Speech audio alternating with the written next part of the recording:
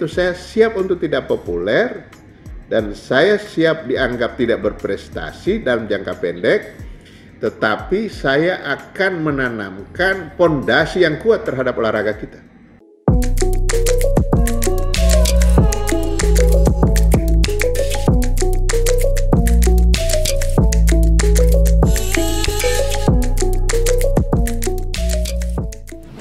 Hai viewers JPN.com, jumpa lagi dengan saya Aam di podcast JPN.com. Kulik terus, jangan kasih kendor. Kali ini kita akan ngobrol bareng Menpora Zainuddin Amali. Karena kan baru aja lewat nih Olimpiade Tokyo. Kita dapat 5 medali, 1 emas, 1 perak, dan 3 perunggu dari cabur bulu tangkis dan juga angkat besi. Ya, pengen tahu lebih jauh bagaimana performa tim Indonesia? Kita ngobrol bareng orang nomor 1 di olahraga Indonesia. Selamat sore, Pak Menpora. Aam. Sehat Pak ya? Apa kabar Pak ya? Sehat. Harus sehat. Ini nggak afdol Pak, kalau kita ngomong olahraga belum kita ngomong salam olahraga. Jaya. Mantap ini. Ya Pak Menteri, kita kan sudah rombongan Indonesia sudah kembali dan mereka sudah dipulangkan ke cabur masing-masing dan kita pulang dari Olimpiade dengan prestasi yang lebih baik dari 2016 dengan 5 medali, yang 2016 lalu hanya 3 medali. Ya, ini Pak, bagaimana Bapak melihat perolehan prestasi tim Indonesia selama ini yang sudah lebih baik dari sebelumnya? Ya, pertama kita harus bersyukur dan berterima kasih, apresiasi kepada kontingen Indonesia di bawah pimpinan Pak Rosan Ruslani yang sebentar lagi akan menjadi duta besar Indonesia di Amerika, dan juga beliau adalah ketua cabang olahraga angkat besi. Angkat besi, ya. Ya, jadi kepada Pak Rosan, kemudian Pak Okto dan teman-teman dari NOC, juga pelatih, atlet, tenaga pendamping yang sudah berangkat ke Tokyo, saya kira kita apresiasi dan pemerintah menyampaikan terima kasih atas upaya kerasnya yang telah ditunjukkan di tengah-tengah pandemi. Jadi ini Olimpiade versi COVID. Dengan persiapan yang jelas tentu berbeda Pak ya dengan sebelum-sebelumnya. Pasti persiapan yang berbeda. Bahkan ada kan beberapa yang kualifikasinya juga sudah tidak diadakan lagi, ya. Harusnya kita kalau ada kualifikasi di beberapa nomor itu masih bisa. Tapi karena nggak ada kualifikasi lagi, maka kita akhirnya nggak bisa memberangkatkan. Nah, di tengah-tengah situasi yang sulit, baik di persiapan maupun saat berangkat, saat sudah di sana, pada saat bertanding, kita masih bisa menghasilkan 5 medali. 5 medali. Itu luar biasa. Menurut saya 1 perak, 3 perunggu. 3 perunggu, ya. Mantap. Jadi saya kira ini hal yang kita harus apresiasi betul. Kita semangat juang dari anak-anak kita, dari para atlet, pelatih dan tenaga pendukung serta ofisial lainnya. Jadi saya kira sebagai bangsa kita harus berterima kasih kepada mereka. Ini pahlawan-pahlawan olahraga kita yang juga sudah mengharumkan nama bangsa di kancah tertinggi event olahraga internasional. Iya, kan Olimpiade itu paling tinggi. Paling tinggi, nggak ada lagi Pak itu Pak. Nggak ada lagi setelah itu. Ada lagi. Mungkin dia. Kalau kita sudah bisa ke Mars nanti, kalau ada lagi Pak, antar planet Pak. Itu kalau antar planet mungkin pesertanya ya sudah bukan manusia lagi ya Pak ya? Iya betul, sudah bercampur-campur pesertanya dari planet lain, pesertanya siapa, itu. Jadi Pak, tidak ada lagi yang paling tinggi dari Olimpiade. Dan Indonesia, Bapak Menpora kan beberapa hari yang lalu sempat berbicara soal perubahan paradigma kita melihat prestasi ini Tapi kan Pak Menpora sendiri kan nggak merasa puas. Ini kan kalau ukuran medali kata Pak Menteri ya udah tercapai, bahkan lebih gitu. Cuma kan Pak Menteri ini pengen terus meningkatkan lagi, Indonesia, pemerintah ingin meningkatkan lagi prestasi atlet kita. Nah, itu apa itu Pak? Perubahan paradigma seperti apa yang ingin Bapak jelaskan kepada masyarakat? Iya, jadi perubahan paradigma ini berawal dari arahan Bapak Presiden, ya, pada peringatan Haornas tanggal 9 September 2020, Haornas yang ke-37, ya. Kan, Caam sudah pernah lihat ya rekamannya. Siap. Ya. Nah, di Cibubur itu Pak, pusatnya, dipusatkan di Cibubur. Betul, kalau masih mau ditayangkan, saya tayangkan. Tapi kalau waktu nggak memungkinkan, saya nggak usah tayangkan. Iya, Pak. Arahan beliau itu saya diminta untuk mereview total. Review total tentang ekosistem. Ya, ekosistem olahraga nasional. Ya, olahraga Indonesia. Karena beliau sampaikan, tidak masuk di akal. Kita ini penduduknya lebih dari 267 juta. Masa sih mendapatkan atlet, mendapatkan talenta kita tidak bisa? Artinya, kalau talentanya banyak bertebaran di mana-mana, berarti kan ada yang salah. Ya. Salah manajemennya lah, salah data lah, dan lain sebagainya. Jadi Bapak Presiden sampaikan, untuk itu coba Menpora bicara atau bekerja sama dengan pihak-pihak terkait, dengan KONI, dengan Komite Olimpiade Indonesia, dengan stakeholder lainnya untuk mereview. Nah, dari arahan Bapak Presiden itu, kemudian saya berdiskusi di internal, berdiskusi dengan eksternal, semua stakeholder, termasuk kalangan perguruan tinggi, para profesor olahraga, iya akademisi, para guru-guru besar olahraga di berbagai perguruan tinggi, kemudian kita meminta masukan, uji publik di berbagai kota. Akhirnya kita sepakat kita harus punya desain tentang olahraga, karena ternyata pembinaan kita selama ini tidak terdesain. Itu yang selalu saya sampaikan, prestasi tidak mungkin kita dapatkan by accident, nemu, ujuk-ujuk, Pak, ya. Ujuk-ujuk. Oh ini orang bagus. Caam bagus di sisi apa? Oke, kita bina-bina. Mungkin bisa sampai prestasi tinggi, tetapi setelah itu lapisan di tengah, bawah, bahkan paling bawah kita nggak punya. Iya. Ya itu. Makanya betul, dengan bahasa sederhana saya sering sampaikan, kita harus membuat pabrik prestasi. Pabrik prestasi. Prestasi ini harus dipabrik, harus dibuat. Dan untuk membuat itu kita harus ada desain, harus ada blueprint. Dan untuk menuju ke sana harus ada roadmap. Disitulah Grand Design Olahraga Nasional atau Desain Besar Olahraga Nasional kita lahirkan. Yang kita berharap tidak lama lagi payung hukumnya sudah terbit, yakni Perpres ya. Itu melibatkan berbagai kementerian lembaga, pemerintah provinsi, sampai dengan pemerintah kabupaten kota. Oh, jadi ini menjadi tanggung jawab bersama Pak ya, untuk seluruh masyarakat Indonesia. Dari lapisan yang paling bawah sampai paling atas, kan gitu Pak ya? Betul. Nah, kalau ini jalan, baru kita bisa mengukur prestasi kita. Tetapi kalau ini masih seperti sekarang, ya sudah, kita akan begini terus, Kita tidak pernah ada fokus. Ya. Ya, nah Grand Design ini akhirnya kita putuskan fokus kita apa? Olimpiade. Ya, kita selama ini menyamakan antara Olimpiade, Asian Games dan SEA Games.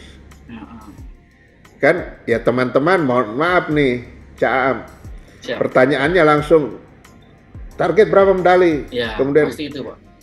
Berapa bonus dan hal-hal yang seperti itu. Akhirnya publik juga mengukur prestasi itu di situ.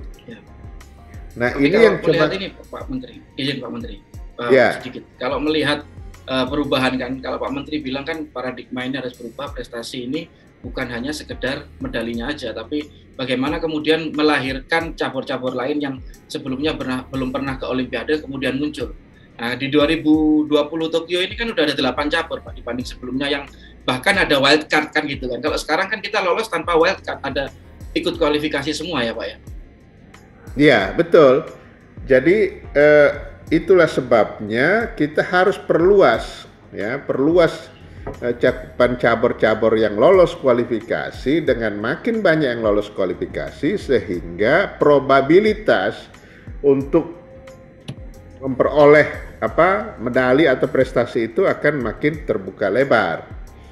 Nah, saya bilang kita harus fokus. Nggak bisa kita, kan banyak yang mempertanyakan lah. Ya. Cabang-cabang tertentu, waduh Pak Menteri ini ada kalimat yang agak ini cabur kita mau dimatikan dan lain sebagainya. Padahal enggak. Kalau dia berprestasi sesuai dengan hitung-hitungan. Sekarang kita menghitung cabang nggak bisa lagi dengan hitungan saya suka cabur ini. Ya. Atau cabur ini memungkinkan. Nggak bisa. Harus dengan hitungan-hitungan ilmiahnya. Kenapa akhirnya bulu tangkis itu kita tempatkan sebagai cabur di urutan pertama? Nomor 1. Ya karena hitung-hitungannya dari sejarahnya, kemudian dari setiap olimpiade, kemudian perbandingan dengan negara lain, statistiknya seperti apa. Nah itu yang harus kita lihat. Sehingga kita fokus kepada cabang-cabang olahraga tertentu. Tidak semua cabang olahraga harus kita garap.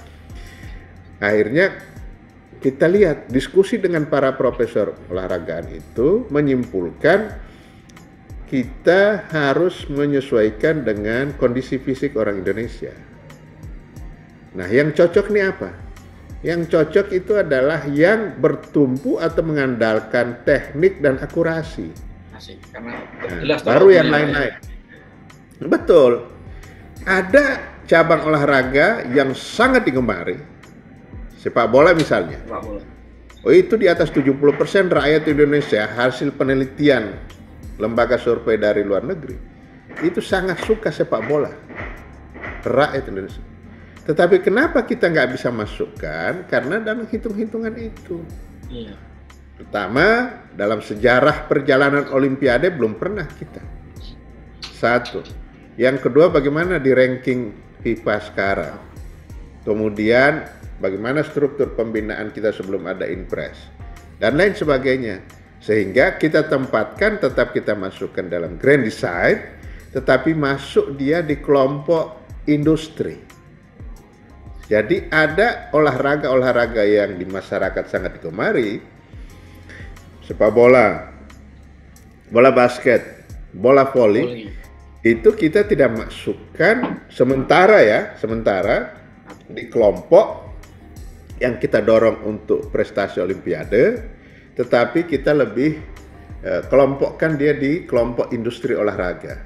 Karena 3 cabang olahraga ini sudah memutar kompetisi secara profesional. Berarti industri olahraganya sudah jalan kan di situ. Ya. Nah, disitulah kemudian kami masukkan tetap di dalam grand design, tetapi dia tidak di kelompok yang 12+2. Gitu loh, 12 itu yang olimpiade Pak ya. Betul. Dan kita memilih cabang-cabang olahraga yang konsisten dipertandingkan di olimpiade. Panahan itu kan konsisten. Menembak dia konsisten. Kemudian angkat besi dia konsisten. Bulu tangkis dia konsisten dan lain-lain sebagainya. Jadi ini yang oleh masyarakat masih disalahartikan, seolah-olah kita ada pilih kasih, ada diskriminasi cabur, padahal tidak. Ini semua sesuai dengan hitungan statistik dan perbandingan dengan negara lain. Nah, dari Tokyo ada pelajaran baru yang kita dapatkan. Ada negara-negara yang tadinya di Rio de Janeiro itu bahkan tidak ada peringkat, ya, kok tiba-tiba dia ada sekarang dan bahkan di atas kita. Nah, ini apa yang terjadi? Kan itu yang harus kita pelajari. Nah, sementara saya bisa dapatkan jawaban dari teman Misalnya seperti Jamaika. Jamaika itu dia konsentrasi betul di atletik. Hanya atletik. Yang lain ada, tetapi dia tidak begitu fokus. Ya, dia ngirim 1-2 orang atlet yang benar-benar ini di negaranya, kemudian dikirim ke Amerika, jadi dia. Iya kan? Sekolahkan Pak ya, istilahnya Pak ya. Iya, pokoknya karena kan di sana kompetisinya banyak. Iya benar. Nah, anak itu harus kita lakukan. Misalnya panahan. Sekarang ini sementara kiblatnya itu adalah Korea Selatan. Iya. Ya, di sana ada latihannya keras, kemudian kompetisinya ada dan sebagainya. Nah, itu yang harus kita juga perhitungkan. Kita banyak pelajaran dari Tokyo. Yang saya sampaikan tadi ada 10-an kalau tidak salah negara-negara yang tadinya nggak ada urutan, nggak ada. Tiba-tiba sekarang ada. Nah, rupanya seperti Jamaika itu dia berkonsentrasi. Ya udahlah, cabang ini aja. Dapat 2 medali emas saja, misalnya, itu ranking langsung masuk. Naik ke atas Pak ya. Iya. Nah, itu. Nah, hal-hal yang seperti ini kan selama ini kita enggak pikirkan seperti itu. Cara berpikir kita, paradigma kita tidak seperti itu. Yang penting kita bisa mengirim kontingen sebanyak-banyaknya. Iya. Jumlah kontingen ukurannya soalnya Pak. Iya, di luar Olimpiade. Kalau Olimpiade kan nggak bisa. Itu kualifikasi. Kita paling senang begitu di-announce di defile pada saat pembukaan Indonesia dengan 350 kontingen mengikuti semua cabang. Senang kita. Iya. Padahal bukan itu. Nah, paradigma seperti ini yang kita harus rubah. Memang yang saya lakukan ini adalah affirmative action. Kalau kita tidak melakukan langkah-langkah afirmasi, maka olahraga kita akan begini terus. Ya. Memang Caam ini tidak populer. Ya. Siap nggak populer berarti Bapak ya? Iya. Dari awal saya sudah siap untuk itu. Saya siap untuk tidak populer. Dan saya siap dianggap tidak berprestasi dalam jangka pendek, tetapi saya akan menanamkan pondasi yang kuat terhadap olahraga kita. Jadi Bapak ini berkorban di era Bapak untuk memberikan hasil buah yang manis untuk orang lain di masa mendatang. Iya. Masih bangsa Indonesia Pak ya? Iya, nggak apa-apa. Silahkan yang akan menikmati prestasi-prestasi lanjutan itu adalah menteri-menteri penerus pengganti saya. Nggak ada masalah buat saya. Tetapi saya sudah bekerja untuk bangsa ini, membuat pondasi yang kuat untuk olahraga Indonesia. Siap. Itu makanya saya sudah sampaikan pada teman-teman, para pejabat, ini kita mendorong DBON atau GDON ini bisa tidak populer karena banyak yang akan pro kontra. Tetapi kita meyakini dengan dasar-dasar ilmiah keolahragaan yang menjadi dasar pembentukan DBON ini, kita jalan terus. Jadi gitu. Apapun anggapannya itu, yang penting target Bapak sekarang melaksanakan instruksi Presiden untuk merombak total sistem olahraga, ekosistem olahraga Indonesia mulai berjalan Pak ya? Iya, betul. Dan sebentar lagi kita akan perkuat juga, selain payung hukum melalui Perpres, juga kan kita sudah masuk di revisi undang-undang tentang sistem keolahragaan nasional. Betul. Jadi ini memang bukan pekerjaan mudah. Kalau kita tidak ikhlas, tidak tulus bekerja untuk bangsa ini, maka pasti akan berat langkah kita. Misalnya saya hanya ingin supaya ya sudahlah, cari yang gampang-gampang saja, yang penting popularitas naik dan sebagainya. Nah, olahraganya yang jadi korban, itu saya nggak mau. Jadi kalau ini Pak, bahasa orang Jawa Timur nih Pak ya, Bapak kan dari Jawa Timur juga dapilnya dulu waktu anggota DPR. Nah, ini sodakoh untuk olahraga Indonesia, begitu Pak ya? Monggo, diterjemahkan seperti itu, monggo aja, Caam. Jadi gini Pak, yang saya menarik tadi Pak, soal SEA Games dan Asian Games. Nanti itu posisinya seperti apa Pak di DBON ini Pak, Desain Besar Olahraga Nasional. Ya, ini menjadi sasaran antara saja. Jadi kita tidak berlomba-lomba mengirimkan sebanyak-banyaknya. Kita lihat karena sasaran utama kita adalah Olimpiade, maka yang sasaran antara tentu kita lihat menjadi penunjang tidak untuk Olimpiade. Berapa yang bisa kita kirim, yang benar-benar berprestasi, ya itu yang kita kirim. Selama ini kan kita ambisinya mengikuti semua cabur yang dipertandingkan. Ya. Padahal misalnya SEA Games itu tidak ada poinnya untuk bisa. Seandainya itu ada poin untuk menuju Olimpiade, kita akan berlomba-lomba. Asian Games kan kalau yang dapat emas kan biasanya kayak kita ingat dulu ada Maria Londa yang lompat jauh kan, dia dapat emas di Asian Games kemudian lolos otomatis ke Rio de Janeiro waktu itu Pak. Gitu ya. Oh iya, itu sih kebijakan dari masing-masing IF-nya ya, International Federation. Tentu bukan kebijakan umum dari IOC. Menurut saya sih, setahu saya sih begitu. Iya. Nah, sehingga pengiriman kita pun kita akan perhatikan dengan itu. Iya. Jadi bisa jadi kita kontingennya sedikit. Nah, kemudian bagaimana dengan peringkat? Ya apa yang kita hasilkan itu aja. Kontingen sedikit, kalau dapat medali semua jadi banyak. Iya. Iya kan? Fokus ke medalinya tadi kan. Betul, kita fokus betul dengan cabang-cabang olahraga yang bisa berprestasi yang kita sudah bina. Nah, itu yang kemudian dipersepsikan orang, saya mau ada diskriminasi, memangkas-mangkas dan sebagainya. Tidak.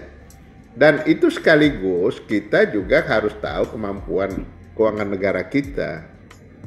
Kita tidak sekedar berlomba-lomba ngirim yang banyak, kemudian dampak kepada pembinaan olahraga di tingkat nasional juga nggak ada dampaknya. Jadi ini ke depan, misalnya hanya ada berapa, misalnya cabornya banyak dan nomor yang dipertandingkan misalnya ada sampai 50-60 gitu ya. Nah, kemudian yang memungkinkan setelah kita review hanya 30, ya 30 cabur itu yang kita kirim. Gitu. Fokus itu, Pak. Dan, iya, betul. Dan kita sekarang ini kan Caam tahu, sejak saya perketat review proposal cabur. Ya, benar. Ya kan? Ya. Cabur mengusulkan apa itu kan ada tim kita, ada akademisi, ada praktisi, dan ada internal kita. Dan nggak ada yang langsung mengusulkan langsung lolos. Bisa 2-3 kali review baru lolos, dan setelah itu kan saya umumkan di depan teman-teman kan? Ya. Caam dan teman-teman. Transparansinya itu Pak ada ya Pak. Betul. Ini cabur mengusulkan segini, kami setuju ini, dan kita kasih bertahap. Ya.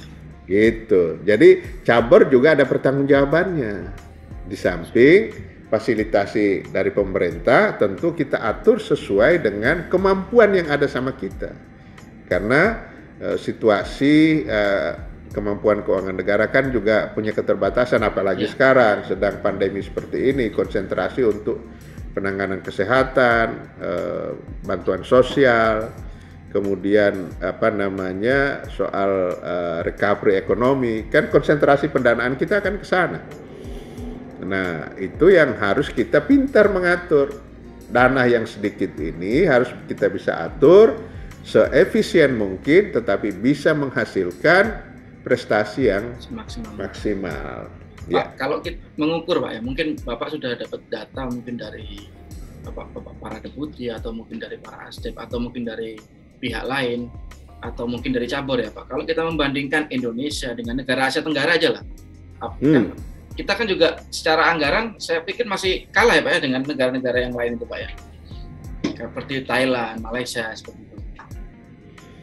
Iya, memang ada perbandingan dari sisi anggaran itu juga menjadi diskusi kita di dalam DBON itu.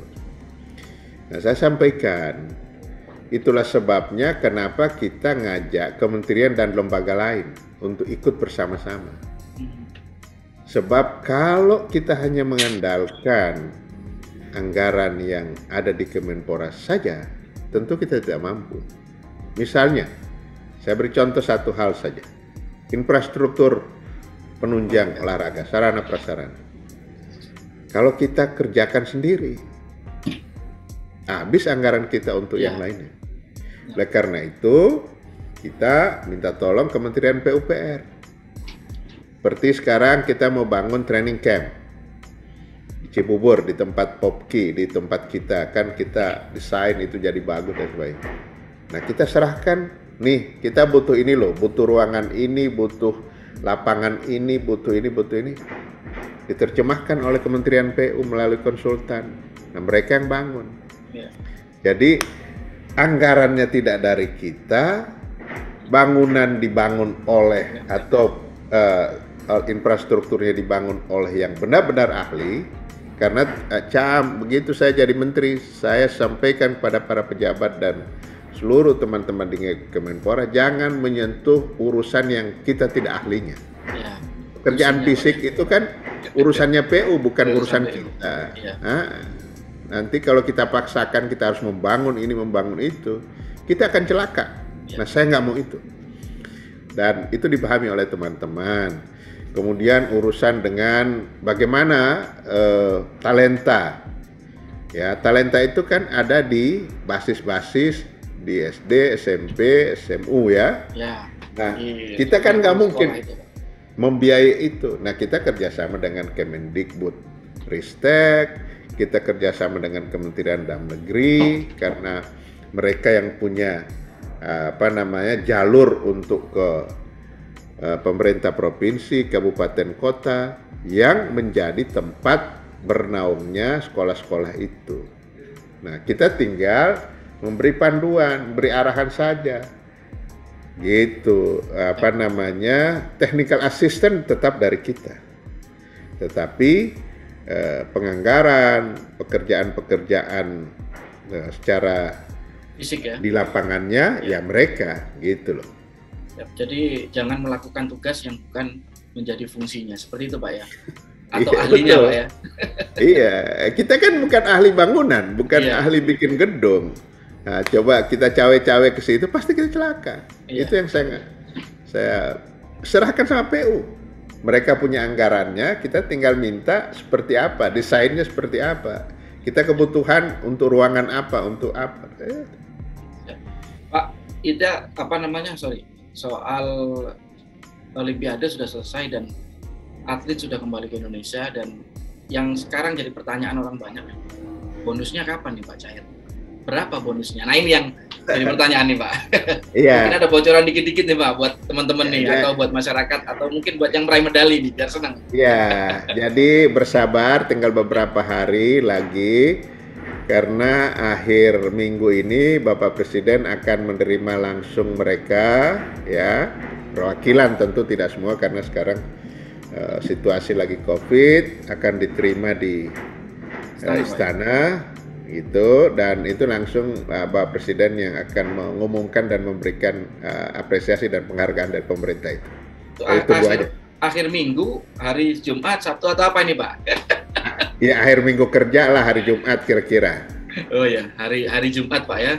Siap. Ini jadi viewers, kita nanti tunggu bareng-bareng nih viewers. Kita lihat bareng-bareng nanti ada penyerahan medali, dan kita yang juga penasaran dapat berapa nih, sama kayak tahun kemarin atau gimana. Nah, nanti kita bisa lihat bareng-bareng ya. Kata Pak Menteri tadi, hari Jumat insya Allah Bapak Presiden akan menerima atlet-atlet peraih medali kita di Istana Negara.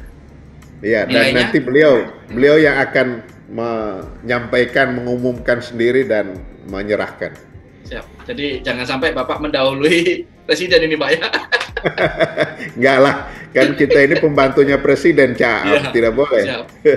Karena etikanya memang seperti itu Pak, jangan sampai mendahului, bahaya. Yang boleh mendahului itu hanya Valentino Rossi. Ya, di tikungan lagi Pak, di tikungan akhir. Dia sebut merek tertentu dan selalu terdepan, kan gitu. Benar. Jadi kan kalau kita nggak boleh nyebut merek kan di sini kan. Nggak boleh, Pak. Ya, itu selalu terdepan kata Valentino Rossi. Hanya dia aja yang bisa mendahului, yang lain jangan deh.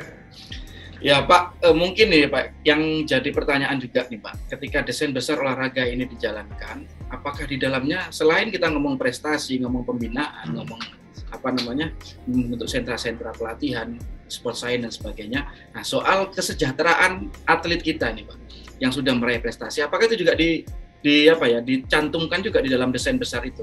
Jadi ada jaminan bagi atlet kita ketika sudah meraih prestasi, ke depannya tidak akan terlantar, tidak akan apalah itu. Pokoknya negara benar-benar juga mengatur sampai sedetail itu gitu Pak, di desain besar itu Pak. Oh iya, itu sudah ada. Apa yang harus diberikan ya, penghargaan, apresiasi oleh masyarakat, pemerintah kepada mereka. Bahkan sekarang pun kita sudah jalankan ya, Misalnya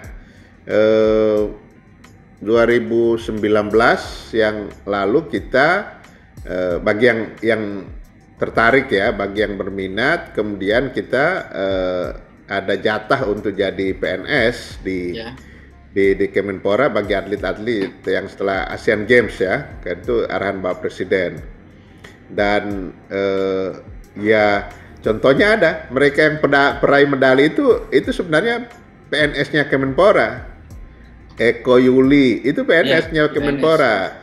Kemudian Gracia, kemudian Apri, kemudian Ginting, itu semua udah statusnya PNS. Jadi masa depan mereka, iya sudah angkatan yang terakhir ini. Nah, Cantika dan Rahmat karena waktu itu kan usianya masih di bawah, ya mereka ya belum. Tetapi kemarin saya dapatkan komitmen dari Pak Menteri Pan RB, Pak Cahyo Kumolo, juga ada formasi untuk atlet. Beliau sudah diskusi dengan kepala BKN ya. Nah, tinggal teknisnya kita akan lihat. Kalau misalnya yang berangkat ke Olimpiade ini kan ada berapa orang, siapa yang tertarik aja. Karena kan ada juga yang milih jadi anggota TNI, Polri. Nah, ya udah itu juga waktu saya pernah di rapat Rapim TNI Polri, saya sempat waktu itu juga menjadi salah satu narasumber dan saya sudah mendapatkan komitmen dari Pak Panglima, Pak Kapolri waktu itu bahwa mereka yang berprestasi silahkan, kalau ingin berkarir di TNI, di Polri, diberikan kesempatan. Dan bagi mereka yang seperti yang saya sebutkan, Eko Yuli, kemudian Ginting, Gracia, Apri, itu kan mereka nggak harus ngantor, dia tetap aja dengan, jadi mereka itu tetap saja dengan apa yang mereka sedang kerjakan sekarang itu dianggap sebagai bagian dari pekerjaan mereka. Itu kalau dia sudah selesai atlet, dia menjadi pelatih, ya silakan gitu. Nah, saya juga mendapatkan informasi dari Pak Menteri BUMN, tetapi ini masih kita racik dulu bagaimana format yang ini. Kan cabur-cabur unggulan ini akan juga dicarikan Bapak Angkat. Nah, Bapak Angkat ini sekaligus untuk menjamin masa depan para atlet itu yang berprestasi tentu ya. Jadi tidak semua, karena kalau semua kan banyak banget itu. Iya, luar biasa banyaknya ini Pak kalau kita dihitung semua ini Pak. Iya, jadi ya harus yang benar-benar ada ukurannya. Prestasi di tingkat apa misalnya? Ya. Kan kalau daerah-daerah kan memberikan kesempatan itu bagi yang membela nama provinsinya di PON dan kan gitu ya. Ya, jadi Pak, kalau ini Pak, menyambung yang tadi Bapak bilang komunikasi dengan Menpan RB. Kalau katakanlah ya jatahnya yang jadi PNS ini dari Olimpiade ini mungkin hanya 10 atau 15 dan kemudian ada atlet peraih medali yang saya malas pilih itu, saya mending jadi usaha atau apa, itu boleh nggak dilimpahkan ke yang lain Pak, atlet yang lain itu? Ya, tentu ada kriterianya. Sebab begitu dilimpahkan kan yang nunggu juga banyak, Cak. Iya. Antri Pak ya. Ada. Tapi ada juga sih yang sudah dapat status PNS, kemudian tiba-tiba dia mundur. Sayang ya, sayang. Iya, benar. Ada. Jadi dan itu bukan hanya untuk atlet ya, kalau masih usia memungkinkan ya tentu untuk pelatih juga. Siap, siap.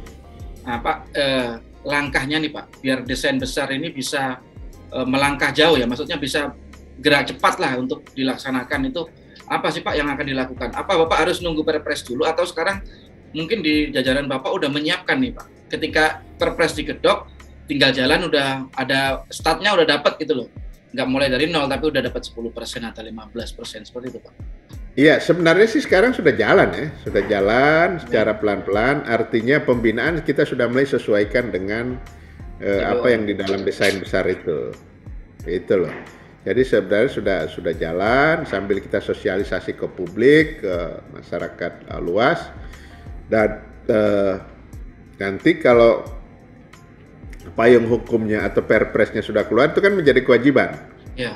Nah, saya tinggal menyampaikan, tentu memang panduannya harus dari kita ke berbagai kementerian lembaga yang terkait yang ada di dalam perintah perpres itu, tinggal saya sampaikan, ini Anda dapat tugas ini, Bapak Ibu dapat tugas ini, Bapak Ibu dapat gitu loh. Jadi nah, itu. Pak, salah satu isi di perpres itu mungkin kan dukungan ini Pak ya, dukungan anggaran atau ini Pak dari Komisi 10 Pak, dukungan dari Komisi 10 biar berapapun anggaran yang diminta itu kan harus dipenuhi kan gitu kan. Ini kan udah masuk dalam perpres juga nih Pak gitu Pak. Tidak mendetailkan seperti itu, tetapi ada kementerian yang punya kewajiban untuk menyiapkan anggaran. Itu. Tentu kan kita juga harus tidak semudah mau kayak gosok lampu Aladin, minta ini muncul, minta ini. Pakai jin itu Pak. Iya, itu nggak bisa seperti itu. Jadi kita tetap secara rasional kita sampaikan. Nah kalau dibutuhkan X gitu, kemudian yang tersedia kurang dari X, ya kita sampaikan konsekuensi dari kurangnya ini, maka kita hanya bisa seperti ini. Itu. Misalnya saya beri contoh deh, kita merencanakan untuk pengiriman, ya kan kita harus bisa mengirim 50 orang misalnya gitu. Ternyata yang tersedia hanya 25, ya kita akan sampaikan ini hanya bisa mengirim 25 orang. Dan saya akan sampaikan pada publik, nih pemerintah hanya mampu ini. Bagaimana ini kita akan carikan solusinya ya, sisanya Pak. Ya, betul. Siap. Ya viewers, itu tadi ngobrol-ngobrol bareng kita, bareng Menpora Zainuddin Amali. Kita ngobrol panjang banget kan tadi kan, kita dengerin tadi gimana Olimpiade, evaluasinya. Setelah ini, nanti kita juga akan tanya lagi nih, satu pertanyaan lagi nih. Soalnya saya juga sebagai wartawan olahraga pengen tahu nih Pak, evaluasinya kapan ini Pak? Seperti itu Pak. Iya, kan ini saya inginnya itu kita bisa tatap muka ya. Tetapi kita sudah jalan sekarang. Ketua Umum Komite Olimpiade Indonesia kan datang terus masih masa karantina. Kemudian ada juga tim yang ikut ke sana masih karantina. Itu dan saya di internal kita dulu, kemudian dengan pihak-pihak eksternal, dan setelah itu kita akan sampaikan ke publik hasil evaluasi kita. Ya. Ini nggak akan lama Pak ya, kan harus melangkah lagi ke jenjang selanjutnya nih Pak. Oh iya pasti. Ke Paris nih Pak ya. Betul pasti. Ada beberapa kan kita sudah sampaikan kemarin ya, waktu Pak Okto juga menyampaikan tentang misalnya kenapa negara-negara yang tadinya nggak ada dalam ranking di Rio de Janeiro 2016 tiba-tiba di Tokyo 2020 ini muncul. Mereka ya apa yang mereka lakukan ya kan? Karena itu harus kita tahu. Kalau kayak Jamaika kan kita sudah tahu. Oke, semua yang kelompok atletik mereka kirim ke Amerika. Jadi kan itu juga bisa kita lakukan. Nah kalau seperti panahan kita sudah mendapat gambaran, ini mau nggak mau kita harus ke latihan di luar Pak ya. Korea. Nah. Ya. Dan harus panjang tahun itu Pak ya, berarti latihannya itu Pak ya. Oh iya, ini panjang, harus panjang kan. Di dalam grand design olahraga itu sebenarnya untuk pencapaian prestasi olahraga seseorang dibutuhkan minimal 10.000 jam 10.000 atau jam. ekuivalen dengan 10 tahun. 10 tahun.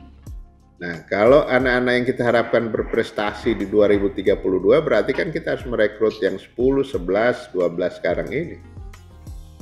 Kira-kira begitu. Jadi gitu, Cak. Disiapkan bibitnya dari sekarang, kemudian pembinaannya tadi seperti itu Pak ya. Jadi disiapkan yang umur 10 tahun tadi udah disiapkan dari sekarang dan kita tunggu nanti 10 tahun yang akan datang dengan grand design itu Pak ya. Ya, jadi di dalam pembinaan kita itu kita mulai dari talenta yang di sekolah-sekolah itu kita mengumpulkan sekitar 250.000 talenta itu seluruh Indonesia. Kemudian 10.000 talenta Pak. 250.000. 250.000 talenta mengejar 10.000 jam terbang. Itu Pak ya. Ini yang awal-awal. Yang awal-awal. Oke. Kemudian kan bisa kelihatan mana yang bisa terus, mana yang tidak, mana yang berbakat, mana yang tidak kan gitu ya. Mana yang ada kemauan. Kemudian itu kita seleksi lagi menjadi 37.500. Oke. Naik lagi ke tingkat atas itu dia menjadi sekitar 3.750. Setengahnya. Nah, 10% ya. Ya. Jadi ini angka 10%. Kemudian naik lagi 750. Ini sudah pakai hitungan 5 kita. Nah, dari 750 ini masuk di atlet nasional itu tinggal 150. Jadi 150 ini berasal dari awalnya 250.000. Itu terseleksi naik 37.500, naik lagi 3.750, kemudian 750, kemudian 150. Gitu kira-kira, Cak. Sangat detail sekali Pak penjelasan dari Bapak dan saya yakin viewers juga merasa puas ini Pak mendengarkan penjelasan dari Bapak karena kan yang akan melaksanakan ini kan yang melihat masyarakat tapi kan juga yang melaksanakan atlet-atlet di daerah nih Pak. Sekarang mereka yang umur 10 tahun, 12 tahun, viewers 10 tahun, 12 tahun siapkan. Kalau Anda orang tua siapkan anak Anda untuk menjadi atlet dari usia 10 atau 12 tahun karena akan terus dijaring oleh pemerintah sampai dapat 250.000 bibit yang nanti akhirnya hanya menjadi atlet elit sebanyak 150 dan itu berkurang lagi nantinya yang akan menjadi prestasi untuk olahraga Indonesia. Ya demikian tadi Pak Menteri ya bincang-bincang kita di podcast jpn.com. Tapi saya nih Pak atau jpn.com masih berharap kapan-kapan Pak Menteri bisa datang ke studio kami untuk kita ngobrol bareng di sini. Tapi dengan bahasan yang lain setelah kita meraih prestasi itu di 2024 nanti. Oke, begitu, Pak, dan ya? Setelah pandeminya itu baru saya setelah pandemi benar. Setelah pandemi karena kalau nggak pandemi ini belum bisa selesai. Jadi apa nih Pak pesannya Pak buat yang lagi ini kan lagi pandemi nih Pak buat masyarakat kita vaksin kan agak berat juga nih kan. Betul, buat masyarakat ya jaga kesehatan, ikuti prokes ya protokol kesehatan dengan disiplin karena itu yang paling utama untuk menghindarkan kita dari virus. Kemudian bagi para anak-anak yang sekarang usia-usia masih usia dini itu Anda harus juga sudah memikirkan bahwa olahraga ini sudah bisa menjadi tumpuan masa depan. Ya. Jadi kalau kemarin-kemarin ini orang ragu, wah ini jadi atlet, jadi masa depannya suram. Ini tidak, jadi menjadi atlet ini juga punya masa depan. Saya berikan contoh tadi, saya sudah mengangkat hampir 300 yang menjadi PNS yang punya prestasi tapi untuk menuju ke sana anak-anak yang sekarang di usia-usia 10, 11, 12 tahun harus sudah mulai punya tekad. Dan yang terakhir buat para orang tua anak kita menjadi atlet tidak kalah bangganya dengan dia menjadi profesi-profesi lain. Ya, demikian tadi viewers JPN.com obrolan dengan Menpora Zainuddin Amali soal Tokyo 2020, soal bonus Olimpiade dan juga desain besar olahraga nasional. Bonusnya mau dibagikan di hari Jumat nanti. Besok nih Jumat akan diberikan langsung oleh Presiden Jokowi di Istana Negara. Itu tadi obrolan kita. Di lain kesempatan kita akan jumpa dengan tema yang lain. Tetap di podcast jpnn.com. Kulik terus, jangan kasih kendor.